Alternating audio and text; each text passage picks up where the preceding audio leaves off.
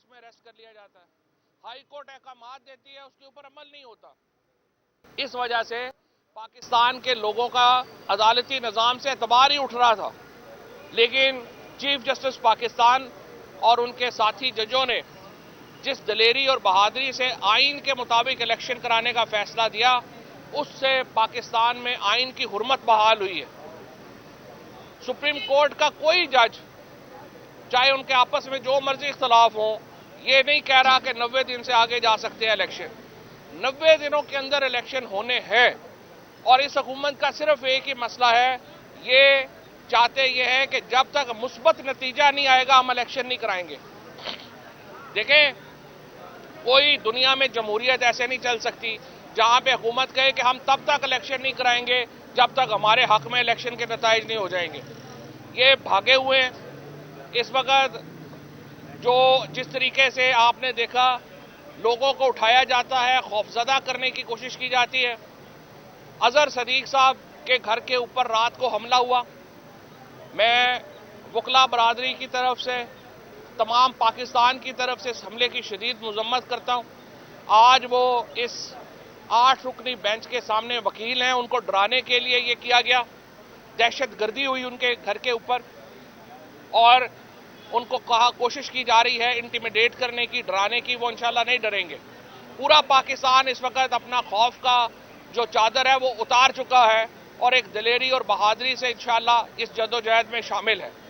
Supreme court का हुक्म है, इलेक्शन होने हैं 14 मई को। ये 14 मई को होने हैं, क्योंकि अगर सुप्रीम कोर्ट के हुक्म के ऊपर अमल नहीं होता तो फिर सुप्रीम कोर्ट बतौर इदारा खत्म हो जाता है। इसलिए सुप्रीम कोर्ट के अहकामात पर अमल करें।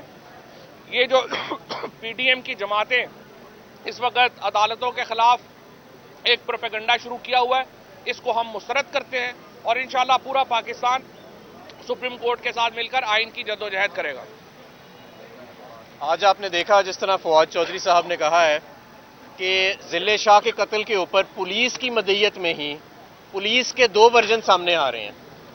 एक पुलिस का वर्जन ये है कि उसको इमरान खान, हमाद अजहर, फवाद चौधरी और इनके साथियों ने कत्ल किया, जिसका आज हम यहाँ पे आज जमानत ले रहे हैं जिसके लिए।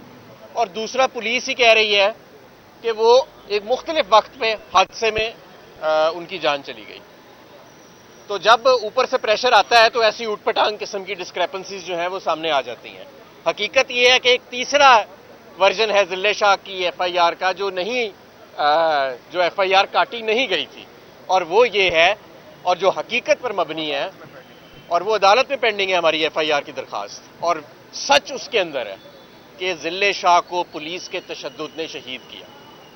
तो ये जो बहरहाल आज क्रिमिनल जस्टिस सिस्टम का मजाक उड़ा है कि पुलिस की मदईयत में ही 2 वर्जन सामने आ गए हैं, और पुलिस प्रेशर के अंदर तो बताते भी नहीं है कि बता भी देते हैं अकेले में कि प्रेशर कहाँ से आ रहा है, और कि हाथ पैर उनके फूले हुए हैं कि हम क्या कहें। एक अदालत में हम कह रहे हैं वो हादसे में फौत हुआ, दूसरे में कह रहे हैं कि उसे इमरान खान ने कत्ल किया और उसके साथियों ने कत्ल किया। अजहर सदीक के घर के ऊपर पेट्रोल बम फेंका गया। जाहिर है कि ये इशारा दिया गया हरासा करने का, उनको एक तरह की धमकी दी गई। तो ये हम धमकियों में आने वाले नहीं हैं, और अजहर सदीक को हम जानते हैं, वो भी धमकियों में आने वाला नहीं है। दूसरा, पाकिस्तान बार काउंसिल के चंद मुख्तसर वकला, उनकी तरफ से एक कॉल आई, वो भी ऊपर प्रेशर के तहत उन्होंने कॉल दी।